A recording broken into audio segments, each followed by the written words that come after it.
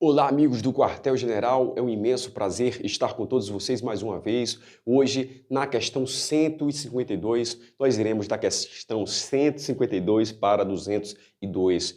Nós falaremos hoje sobre a Lei de Cooperação Federativa, Lei 11.473, sobre a DENAISP, Doutrina Nacional de Atuação Integrada de Segurança Pública. Nós falaremos um pouco também sobre a Portaria 157, MJSP 157, que fala sobre as visitas nos estabelecimentos penais federais, e também falaremos um pouco sobre a Portaria MJSP número 65, que fala sobre a Força Tarefa 2019. Tá? Então, vamos para a questão 152. Está muito legal hoje. Vamos lá. Nós temos o seguinte aqui, pessoal. As atividades de cooperação federativa. As atividades de cooperação federativa, previstas lá na Lei 11.473, elas têm caráter consensual e serão desenvolvidas sob coordenação conjunta da União e do ente conveniente. Nós sabemos que essa cooperação federativa,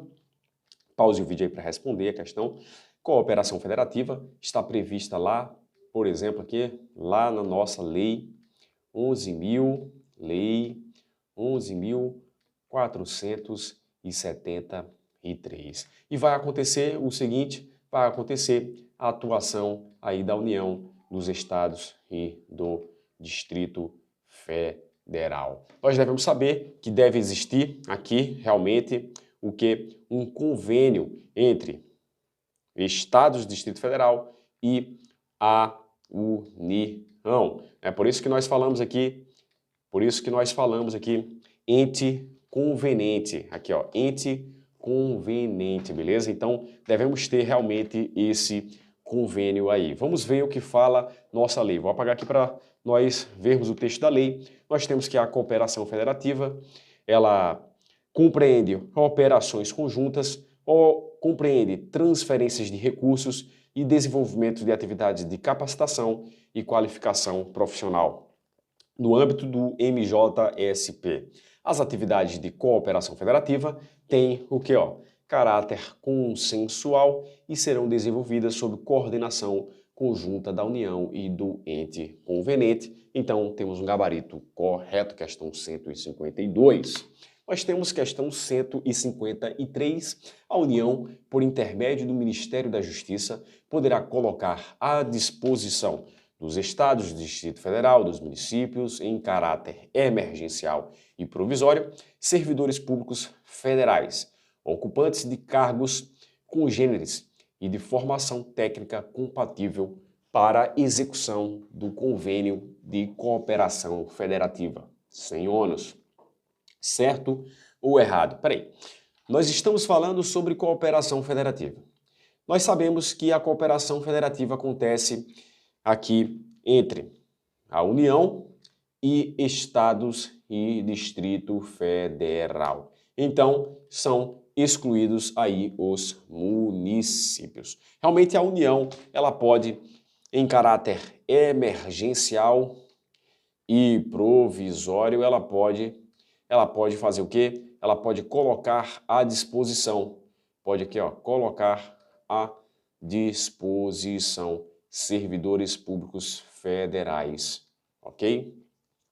Para atuar nos estados, no Distrito Federal. Nós temos questão 154. As atividades de cooperação federativa no âmbito do MJSP serão desempenhadas por militares dos estados do Distrito Federal e por servidores das atividades fim dos órgãos de segurança pública, do sistema prisional e de perícia criminal dos entes federativos que celebrarem convênio. Certo ou errado? Nós temos muito interessante essa passagem aí que está prevista lá no artigo 5º da nossa Lei 11.473. Nós devemos saber que realmente nessa cooperação federativa vão atuar na Força Nacional de Segurança Pública, por exemplo.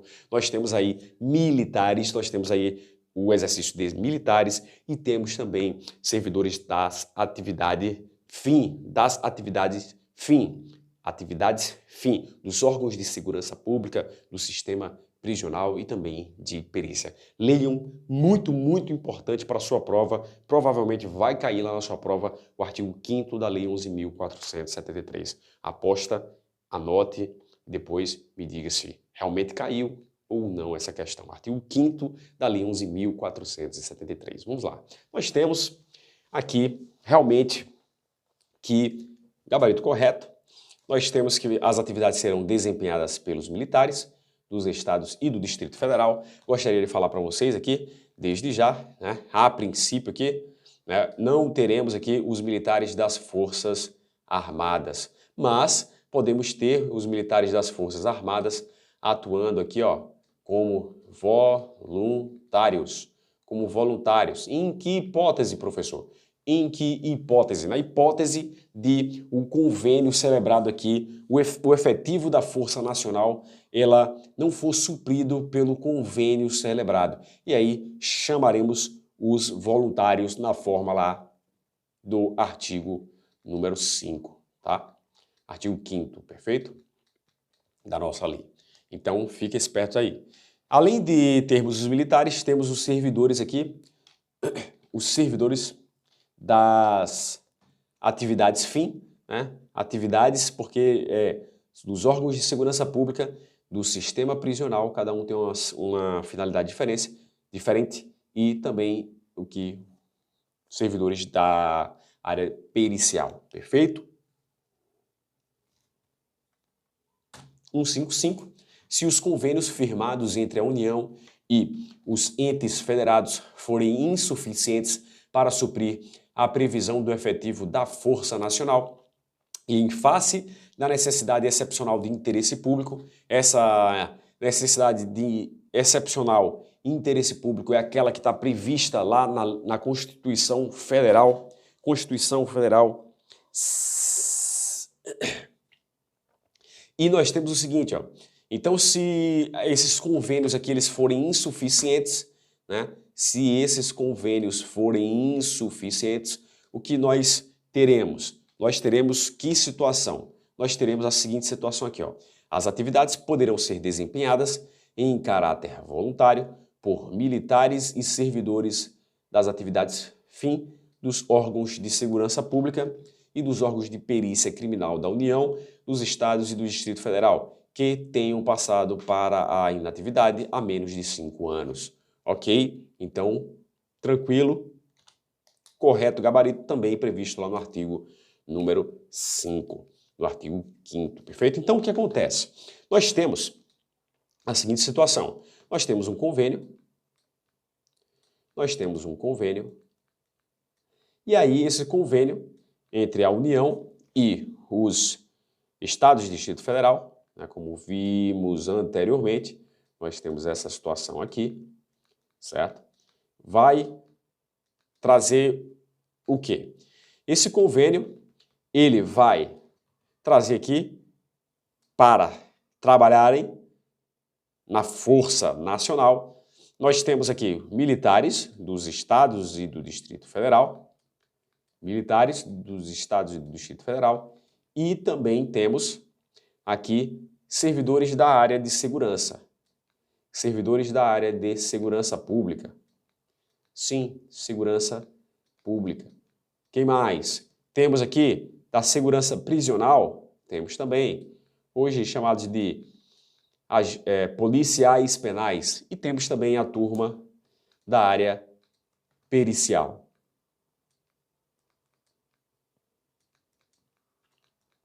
Ok. Se esse convênio ele for insuficiente, então excepcionalmente nós teremos aí o quê? Por exemplo, aqui os militares das Forças Armadas, ok? Forças Armadas. É algo excepcional, como voluntários, ok? Vamos lá para a próxima. Lembrando do seguinte, militares das Forças Armadas, aqueles que serviram temporariamente e tal. Vamos lá. 156. Em hipótese alguma, as atividades da Força Nacional poderão ser desenvolvidas por reservistas que serviram como militares temporários das Forças Armadas. Nós respondemos aí também, está lá no artigo 5º, né? Quando a questão afirma que, em hipótese alguma, temos um erro aí, é possível realmente essas atividades serem desenvolvidas por militares que serviram lá temporariamente e que posteriormente entraram na reserva há menos de 5 anos, ok? Os militares e os servidores voluntários que estavam na inatividade, mobilizados para a Senasp, inclusive para a Força Nacional de Segurança Pública, poderão nela permanecer pelo prazo máximo de 2 anos. Pelo prazo máximo de 2 anos. E aí a informaçãozinha aqui, ó, prorrogável por ato do Ministro de Estado da Justiça e Segurança Pública, mediante anuência específica do respectivo ente federado conveniente. Certo ou errado? Certo ou errado? Nós temos aí o quê? Um gabarito corretíssimo.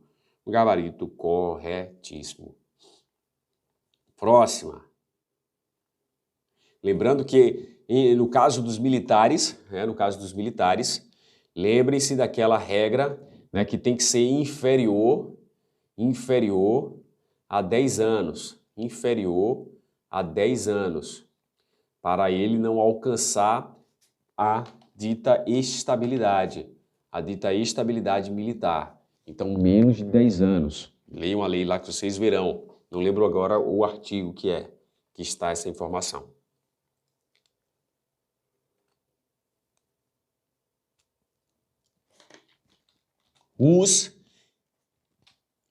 Questão 58.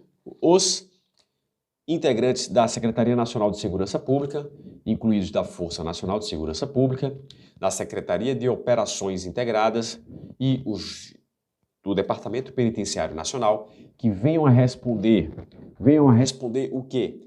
Inquérito policial ou processo judicial em função do seu emprego nas atividades e nos serviços incluídos na cooperação federativa, serão representados judicialmente pela Defensoria Pública da União. Certo ou errado? Pause o vídeo para responder.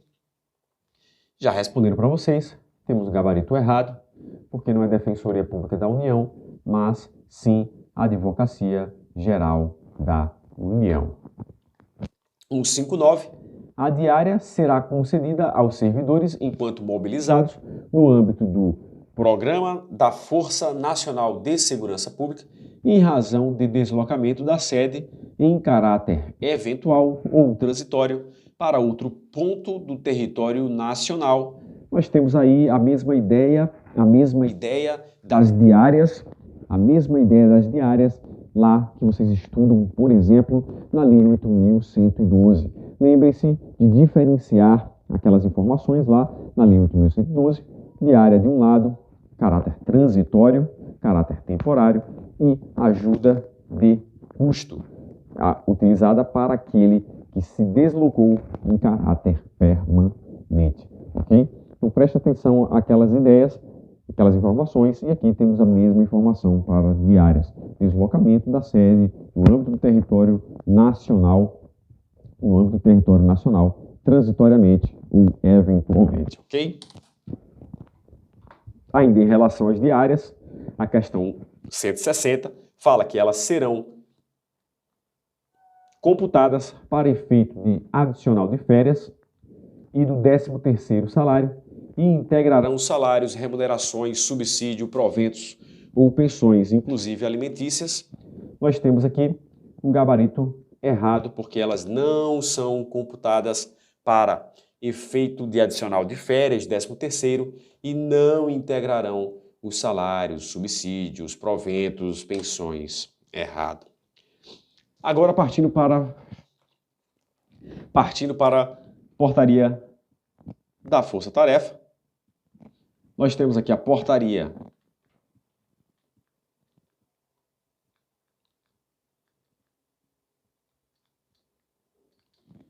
MJSP número 65 de 2019. Nós temos a força-tarefa formada no âmbito do DEPEN, tem a finalidade de apoio aos governos de Estado em caráter episódico e planejado, servindo exclusivamente para intervenção em situações extraordinárias de grave crise no sistema penitenciário. Certo ou errado, nós temos aí que a força-tarefa, ela serve para intervenção quando o Estado estiver passando por grave crise no sistema penitenciário. Temos também a utilização, a segunda finalidade, vamos dizer assim, da força-tarefa de intervenção penitenciária, que é o quê?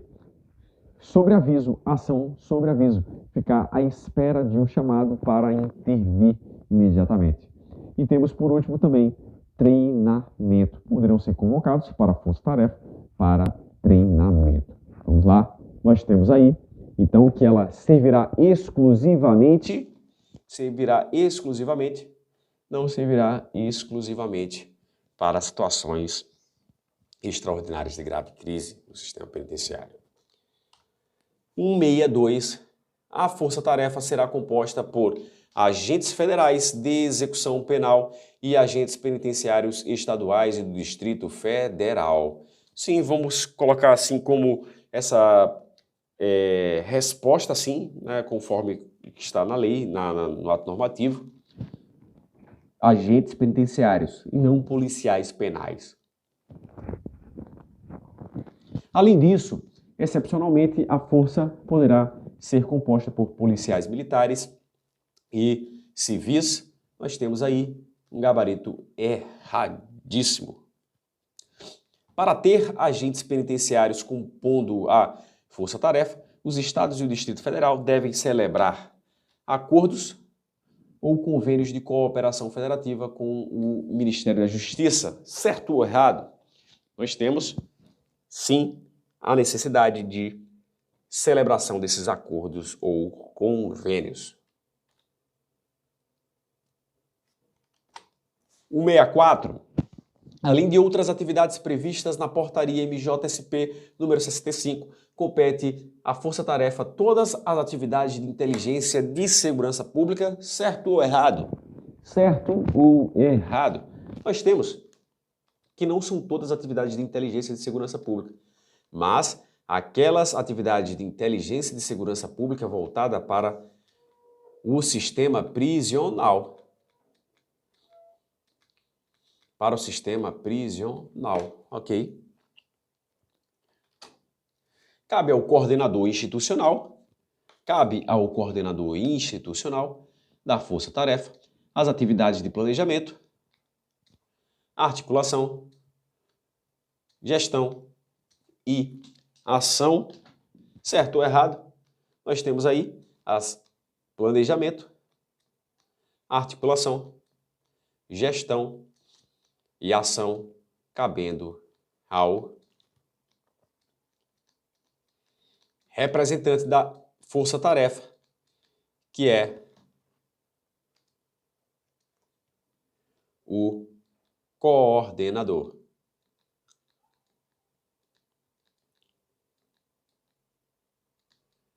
O coordenador da força-tarefa. Show? Show de bola? Nós temos, então, gabarito correto. Lembrem-se. Já vou falar sobre essa pergunta que eu vou fazer para vocês agora. Será que toda vez que a força-tarefa estiver intervindo em uma unidade prisional do Estado, será que a direção da unidade será do coordenador institucional, do representante da força-tarefa? Será que sim ou não? Vou deixar a pergunta, a resposta para daqui a pouco. Vamos lá. Questão 166. Em apoio ao coordenador, poderão ser criadas, por meio de portaria do diretor-geral do DEPEN, outras coordenações. Será que podem ser criadas outras coordenações?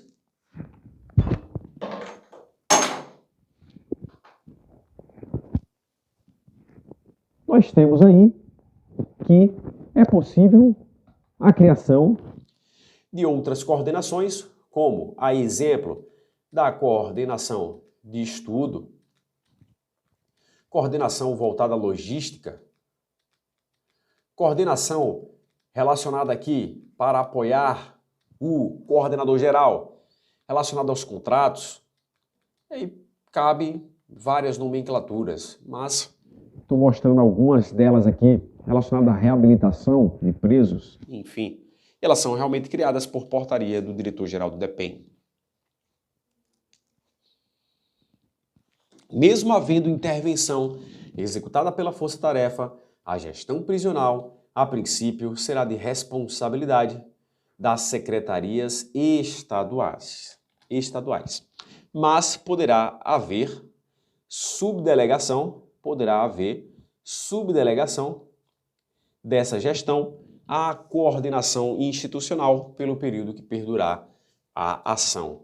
Certo ou errado, 167, nós temos aí um gabarito correto. Realmente, a gestão do estabelecimento, a princípio, fica nas mãos do Estado, mas poderá haver essa subdelegação para a coordenação institucional da Força-Tarefa de Intervenção Penitenciária. Ok? Vamos continuar. Aqui nós entramos na Doutrina Nacional de Atuação Integrada de Segurança Pública, DENAISP, ou DENAISP, enfim. Nós temos aqui uma passagem dela que fala sobre finalidades, premissa e diretrizes dessa doutrina. Nós temos aí fomento à integração dos órgãos de segurança pública para a utilização da metodologia do processo de atuação integrada, que é o famoso PAI, de segurança pública e defesa social. Aí vocês têm que saber, né, que é uma diretriz.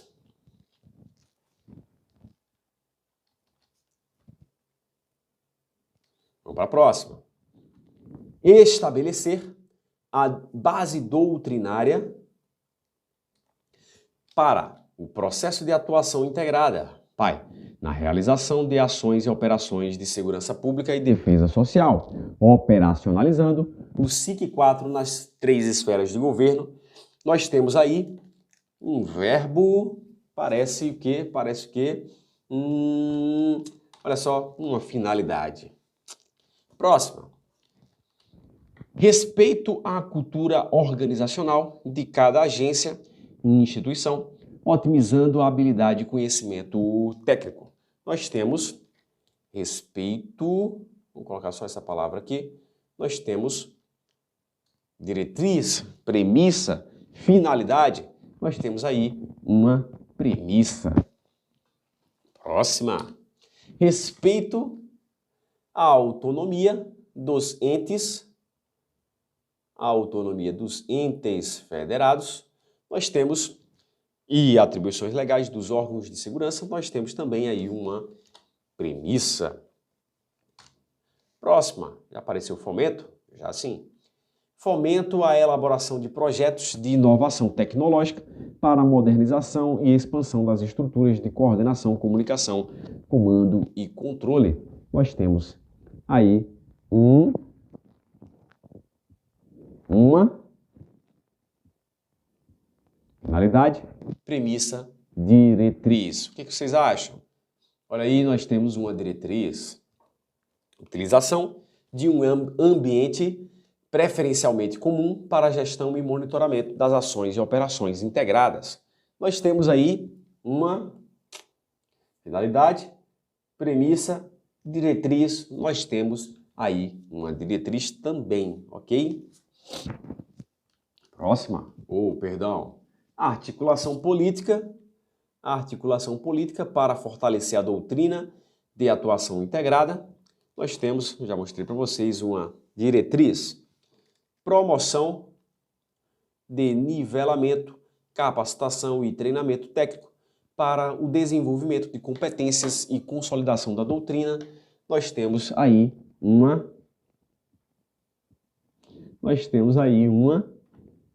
Diretriz.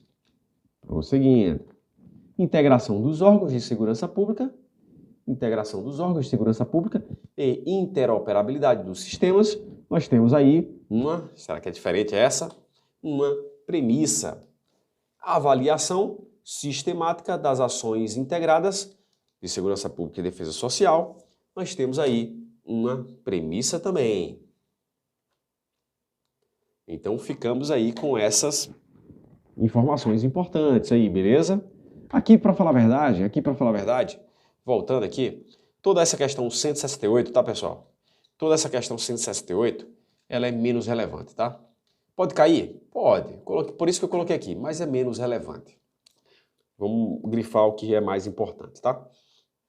Vamos lá. 12 princípios da DINAISP. Nós temos comando, coordenação, comando, comunicação e controle, consenso, flexibilidade, interoperabilidade, oportunidade, priorização, continuidade, eficiência, integração, liderança situacional, objetividade e segurança. Vocês já sabem todas elas, vocês já estudaram nas aulas teóricas. Vamos lá. Nós temos aí capacidade de adaptação do planejamento, das estruturas, da organização e das funcionalidades, de modo a acompanhar a evolução nos processos das operações integradas. Nós temos quem, pessoal? Nós temos aí o princípio. Quer que eu volte para vocês a tela? Deixa eu voltar para vocês aqui a tela. Temos aqui, qual o princípio, pessoal? Vou deixar aí para vocês escolherem. Qual o princípio? Dá um tempinho para que vocês possam escolher e a gente possa prosseguir. O que vocês me dizem? Qual desses princípios nós temos aí? Pause o vídeo para responder a nossa questão, ok? Nós temos aí o princípio, vou voltar lá. Nós temos o princípio da flexibilidade.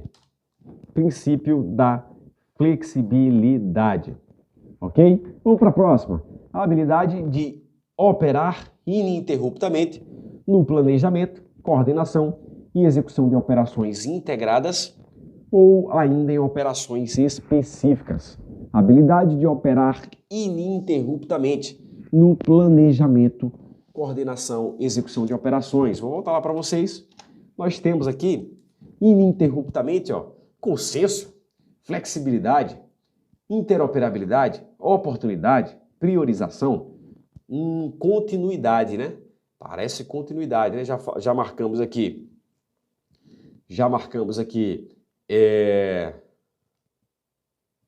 Flexibilidade. E agora vamos ver se é continuidade lá. Vamos lá. Nós temos aí princípio da continuidade.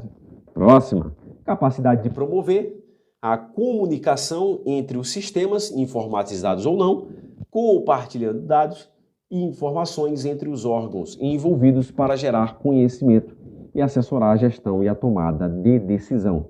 Comunicação entre sistemas, compartilhamento de informações. Vamos voltar para lá. Comunicação entre sistemas, compartilhamento das informações. Nós temos aí priorização, oportunidade, interoperabilidade.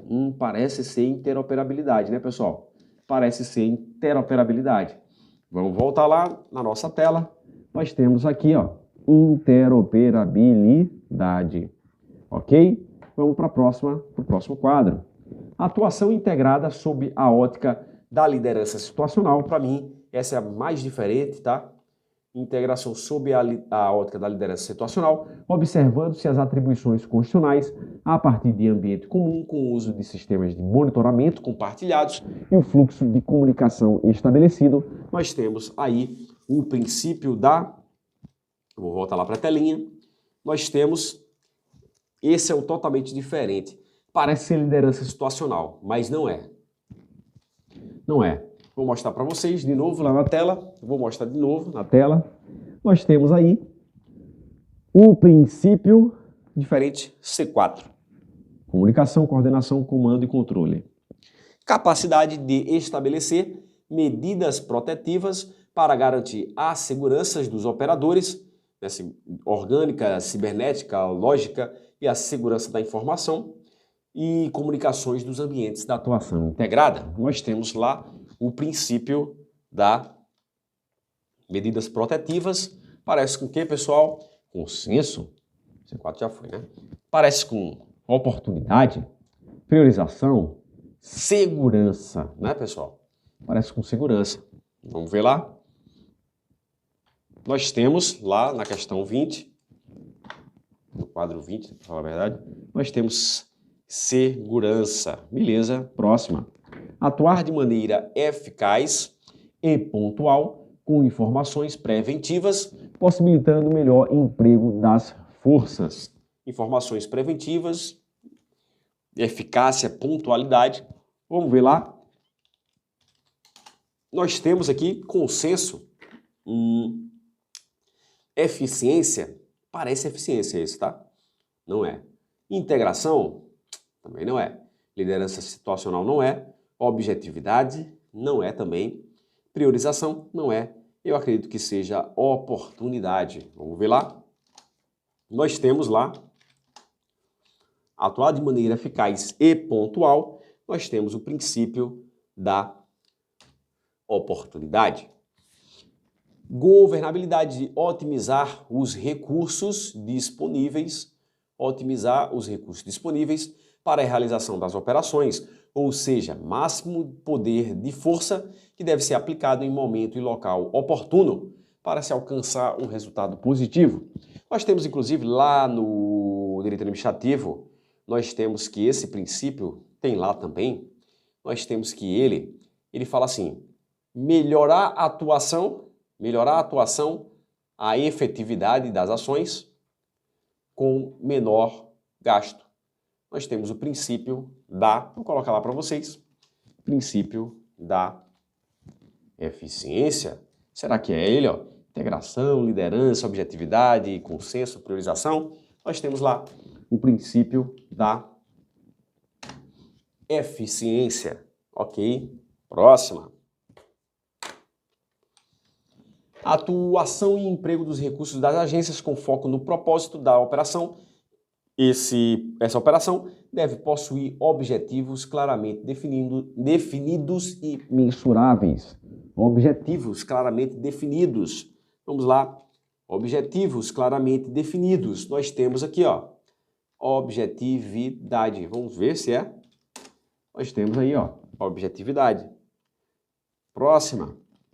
Perspectiva de atuação integrada multiagência com respeito às atribuições legais dos órgãos e das instituições envolvidas na atividade, mediante coordenação e fluxo de comunicação integrada dos ciclos de planejamento, execução, monitoramento, avaliação e consolidação. Nós temos aí atuação integrada, coordenação integrada, nós temos, vamos voltar lá, coordenação integrada, ações integradas, nós temos, parece que, consenso, priorização, integração, vamos ver lá. Nós temos o princípio da integração. Definição clara das atividades a serem desenvolvidas, alinhadas ao atingimento dos objetivos, em virtude das limitações de recursos. Limitações de recursos. Então, nós temos aí, ó, limitação de recursos, nós temos que priorizar algumas atividades. Vamos lá, priorização. Nós temos atribuição de competência decorrente do caráter específico de uma determinada atividade, visando a coordenação integrada das ações, respeitadas as atribuições dos órgãos. Nós temos lá princípio, em virtude de um caráter específico de uma ação, nós vamos atribuir uma competência a uma certa pessoa. Nós temos aqui liderança situacional. Liderança situacional. E por último, o último que sobrou, parece que é o consenso, mecanismo de eleição de preferências, baseado no tipo de atividade integrada para definição de objetivos, realizada para definição de objetivos, metodologias e tomadas de decisões durante a atuação, no qual as agências devem se comprometer com as decisões tomadas pelo colegiado. Então, temos decisões tomadas pelo colegiado e temos aí um consenso. Para a próxima. Em relação ao modelo de coordenação, o SIC 4 adotou o modelo de liderança situacional. Só que temos dois tipos de liderança situacional. Nós temos o líder situacional do ciclo de planejamento e o líder situacional do ciclo operacional. Planejamento, operacional. Então vamos ver o que a questão quer de nós. Vamos lá. Nós temos na ISP o líder situacional do ciclo de planejamento, a quem cabe a responsabilidade da gestão e coordenação das ações durante a realização das operações e atividades integradas. Certo ou errado? É ciclo de planejamento ou ciclo operacional? Nós temos aqui ciclo operacional.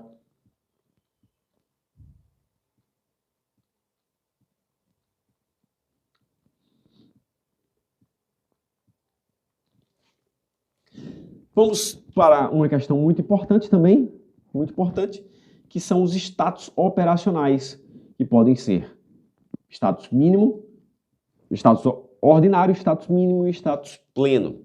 Vamos lá para essa definição que temos aqui. É a condição de atuação dos órgãos dos SICs, Centros Integrados de Comando e Controle, no dia a dia, por meio da produção de conhecimento, então no dia a dia, produção de conhecimento e monitoramento das ações das agências de segurança pública e defesa social nas três esferas. Status operacional mínimo, pleno ou ordinário. No dia a dia, nós temos um status ordinário.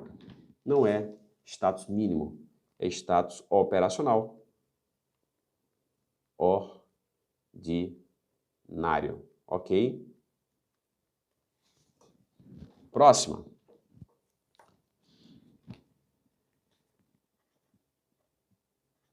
Temos questão 172. Só verificar aqui, rapidão, rapidez. Nós temos aí, questão 172, o status operacional pleno.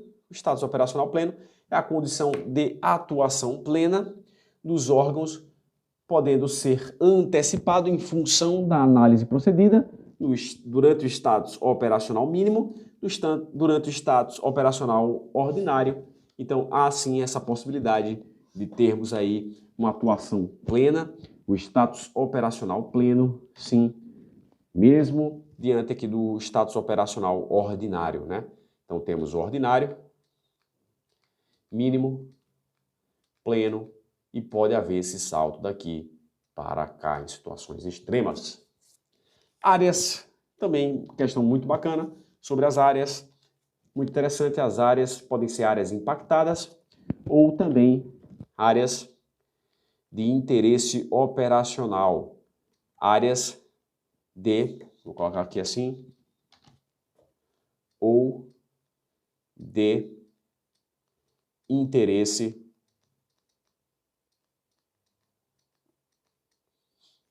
áreas de interesse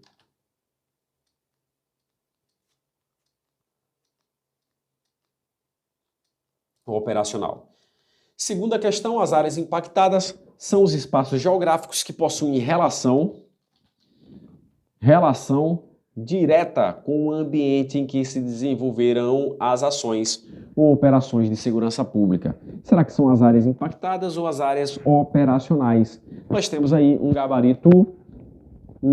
Nós temos dois tipos de áreas, operacionais e impactadas. Operacionais são aquelas em que se desenvolvem as ações e missões, operações integradas de segurança pública e defesa social. E nós temos também as áreas impactadas, são as áreas que não estão relacionadas diretamente às ações e operações, mas elas são indiretamente afetadas, como por exemplo os aeroportos, as praias, pontos turísticos. Então, no conceito da questão, nós temos errado, porque nós estamos falando de áreas de interesse operacional. 174. Agora nós vamos falar sobre o conceito de comunicação, coordenação, comando e controle. Devemos completar essas lacunas que estão aí. Vamos lá. Diz respeito aos mecanismos de domínio e poder, de fiscalização e administração dos recursos empregados pelas agências numa atuação integrada e das atividades que estão sendo desenvolvidas no ambiente comum. E aí, domínio e poder está relacionado a comunicação, coordenação, comando ou controle. Nós temos aí o que? Fiscalização também, né? A palavra-chave aqui, poder de fiscalização. Nós temos aí controle. Controle. Próxima, nós temos a forma de se conduzir a gestão das atividades multiagências de uma operação integrada de segurança pública e defesa social, observando-se o princípio da liderança situacional e as atribuições legais dos órgãos. Então, conduzir a gestão das atividades, nós temos aí o quê? Nós temos aí coordenação. Próxima. Significa o poder de decisão que cada representante do colegiado possui em sua instituição, ou seja, deve ser individualizado e independente, seguindo sua própria cultura organizacional, com relação à hierarquia e à estrutura de poder, no caso internas de cada órgão, de modo que não haja interferência, né? Não deve haver interferência de uma agência sobre outra na sua autoridade. Nós temos aí coordenação, comunicação, comando, controle. Nós temos aí o que? Comando. Próxima. É o meio pelo qual se estabelece as ferramentas e o fluxo de comunicação para operacionalizar o recebimento e envio de informações internas e externas das operações integradas multiagências no âmbito dos centros de comando e controle. Nós temos aí o conceito de comunicação. Por último, nós temos aí é obtida por meio da conjugação harmônica de esforços de elementos distintos, visando alcançar o mesmo fim, evitando a duplicidade de ações, a dispersão de recursos e a divergência de soluções. Nós temos aí também, repetindo, né, o conceito de coordenação. Coordenação. Próxima. Nós temos constitui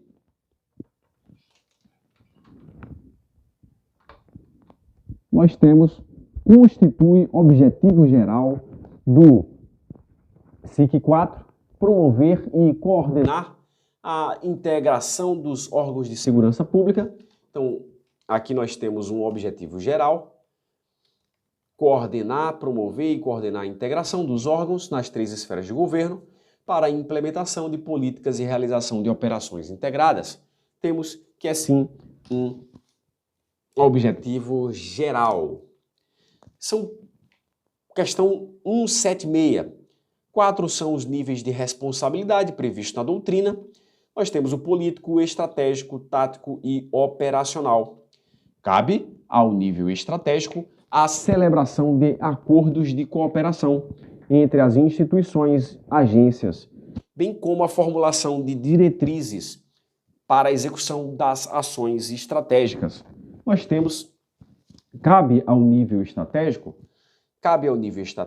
olha só pessoal, nós temos aí um gabarito errado, porque não cabe ao nível estratégico, mas sim ao nível político fazer o quê?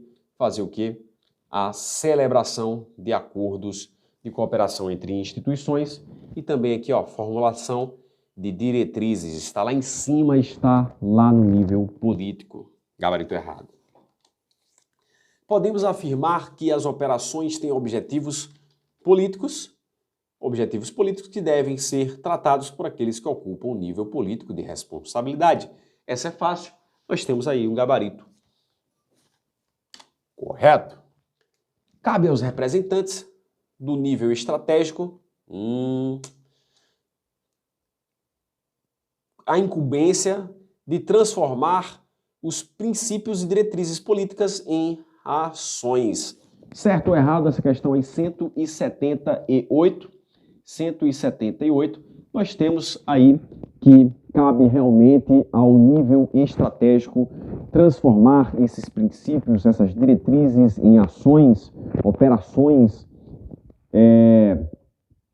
em ações e operações, execução.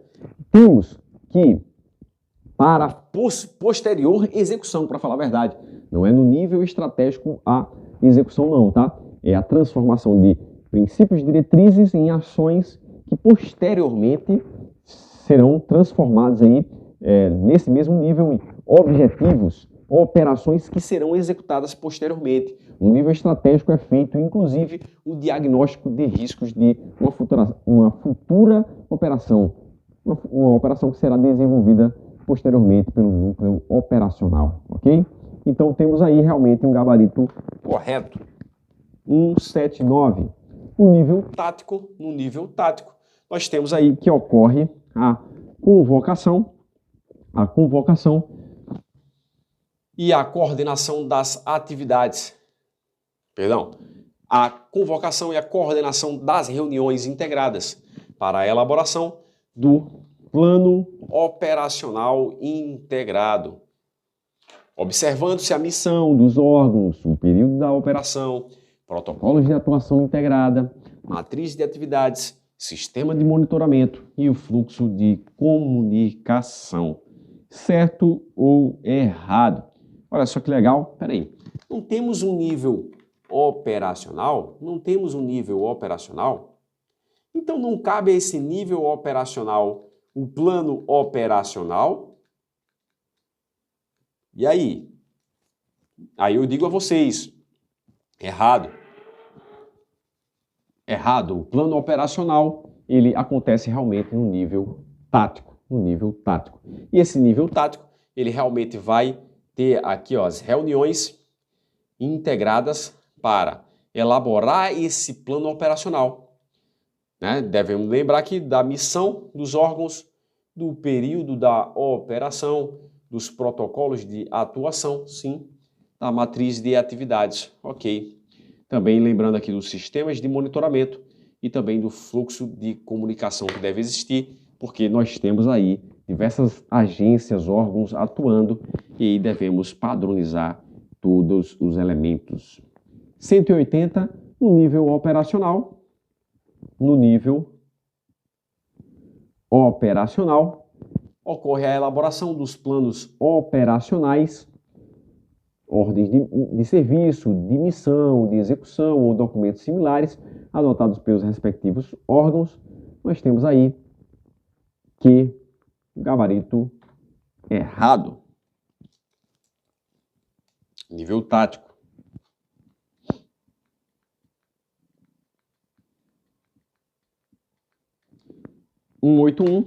Em relação à estrutura do SIC, temos lá realmente dentro dele, nós temos aí SIC 4, né?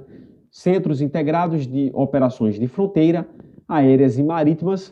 Nós temos aí um gabarito errado, pois não abrange aéreas e marítimas, somente o CIOF de fronteira.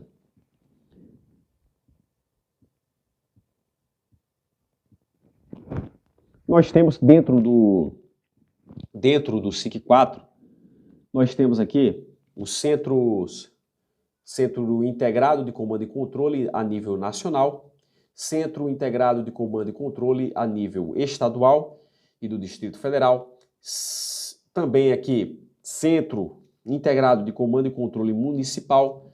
Nós temos aqui mais Centro Integrado de Operações de Fronteira e os Centros Integrados de Inteligência de Segurança Pública, CISP.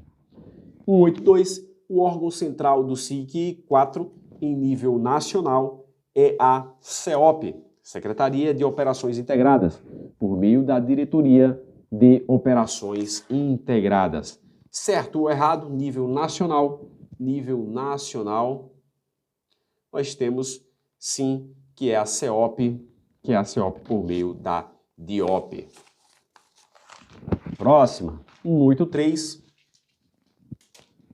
Em relação aos órgãos que compõem o SIC-4 nacional, temos a CEOP, sim, Senasp, sim, PF-PRF DEPEN, também, Secretarias de Segurança Pública, órgãos convidados, sim, aí fala assim, PMs e polícias civis, nós temos aí um gabarito errado quando cita esses dois órgãos, ok? Próxima, 184, o órgão do SIC-4 em nível estadual, será a respectiva Secretaria de Segurança Pública, que também exercerá a coordenação. Não. Nós temos aí que esse órgão será definido pela unidade federativa. E cabe à Secretaria de Segurança Pública, aí sim, a coordenação.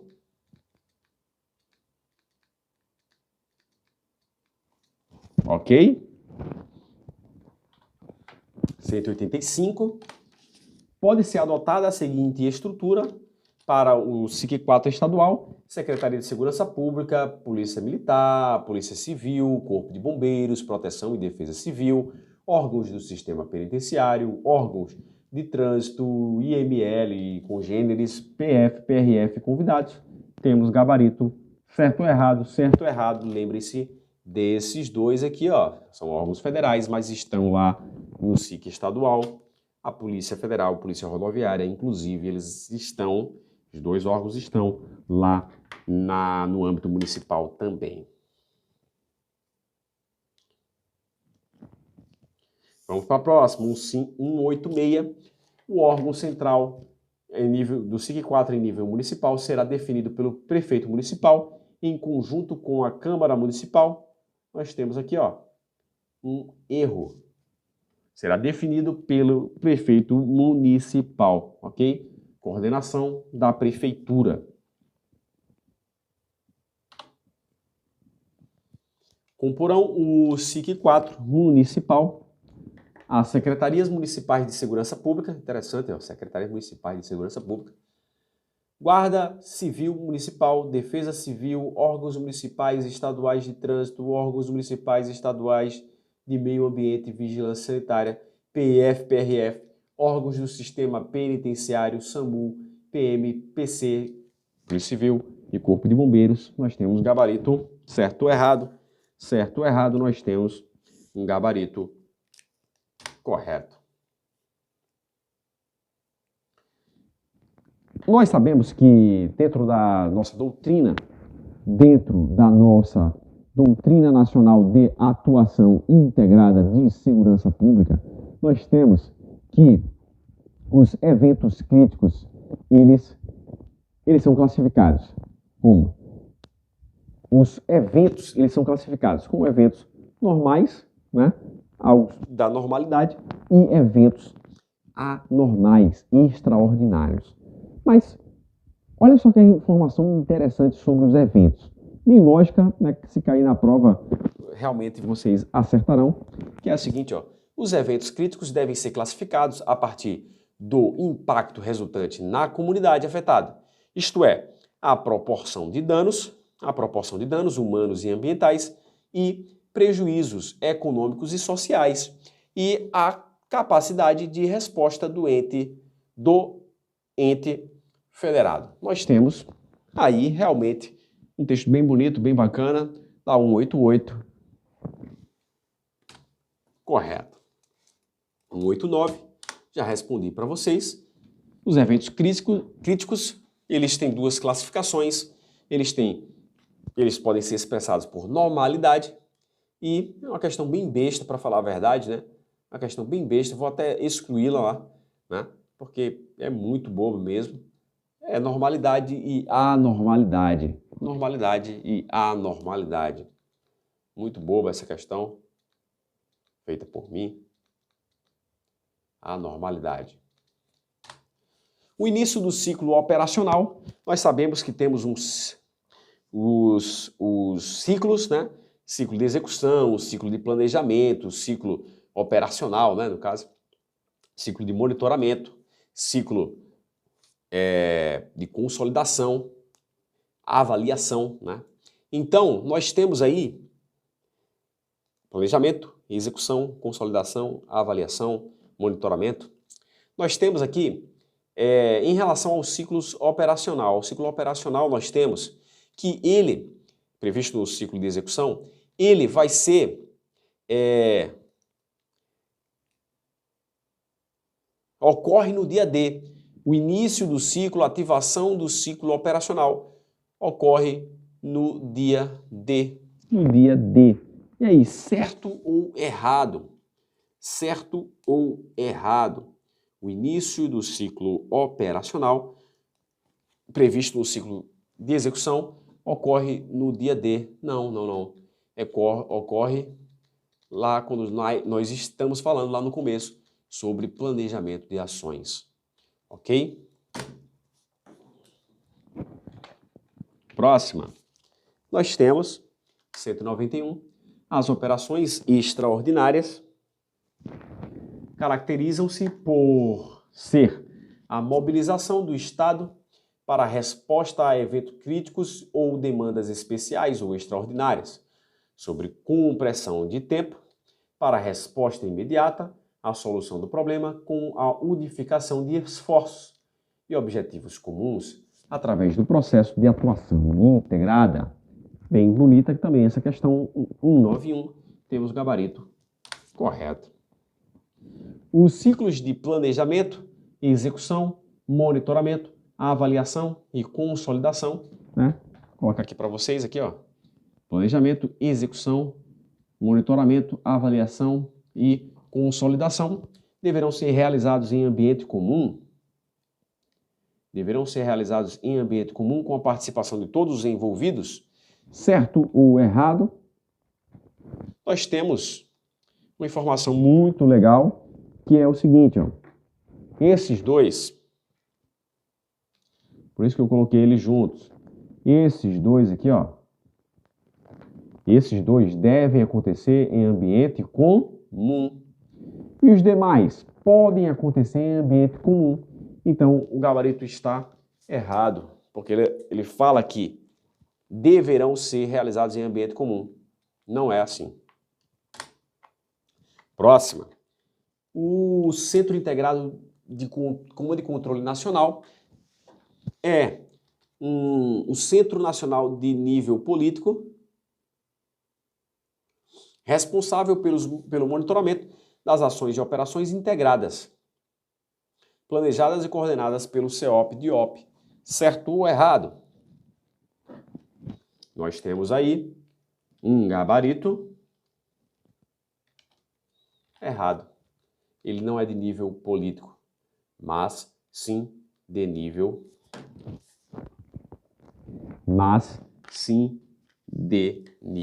estratégico.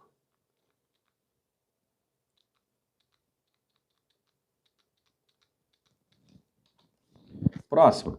O Centro Integrado de Comando e Controle Nacional tem estrutura física da seguinte forma: sala do Núcleo de Operações, NOC, sala de situação, crise, sala cofre, salas de reunião, certo ou errado? Nós temos aí um gabarito bem tranquilo, nós temos aí um gabarito correto. Vejam a composição, lembrem-se da composição aqui em nível estadual, né, distrital, e também em nível municipal. Bem interessante mesmo. O SIC estadual distrital, ou estrutura similar, é o Centro Estadual Distrital de Nível Estratégico, ok?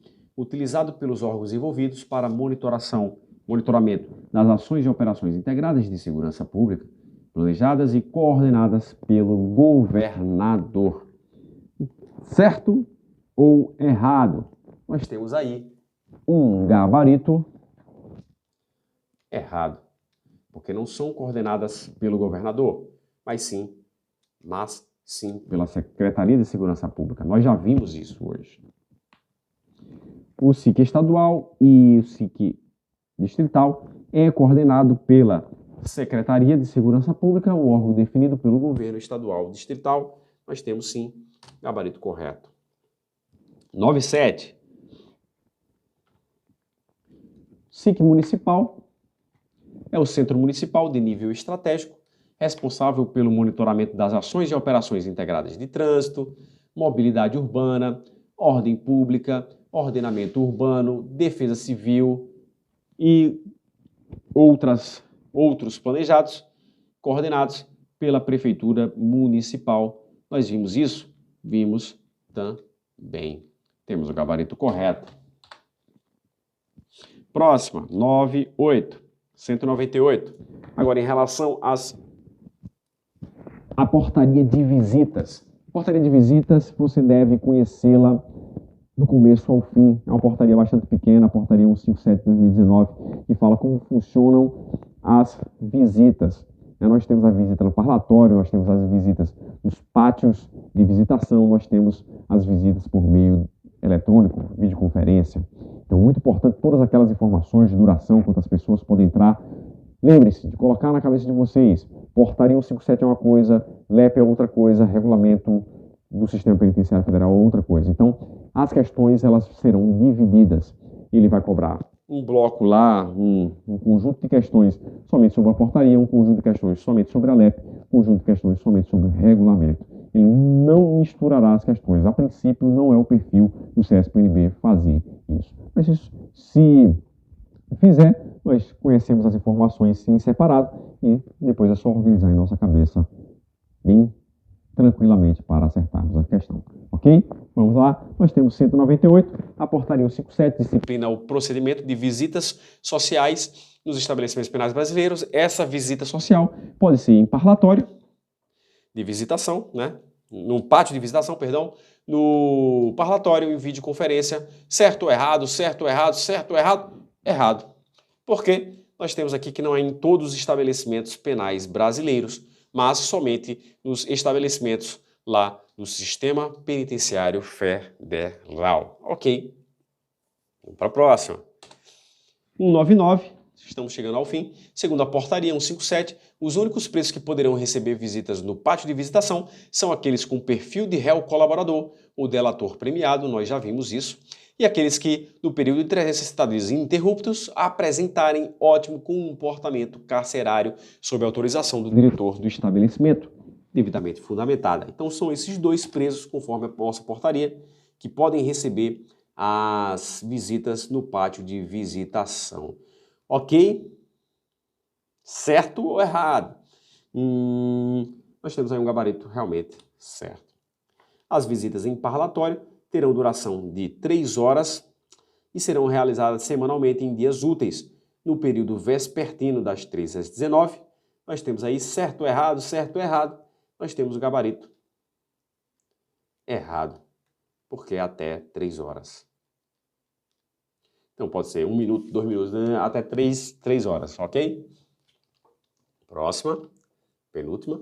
Nas visitas em parlatório, para cada preso será permitido o acesso de 2 visitantes, sem contar as crianças. Então nós temos realmente essa informação aqui. Nós temos essa informação, 2 visitantes, né? Sem contar as crianças. Lembra daquela passagem que se um visitante estiver dentro do parlatório, pode ter um visitante com uma criança e fora ficará um visitante com a outra criança, por exemplo, né? Se não conseguirem aí espaço, né? Não tiver muito espaço, ok? Então preste atenção aquele bizu lá. Última questão. Segundo a portaria MJSP, o juiz federal corregedor poderá, em ato motivado, estabelecer dias e horários diversos para as visitas sociais em parlatório. Certo ou errado? Dias e horários diversos. Nós temos aí um gabarito errado. não é o juiz corregedor, mas sim o diretor do estabelecimento federal. Ok?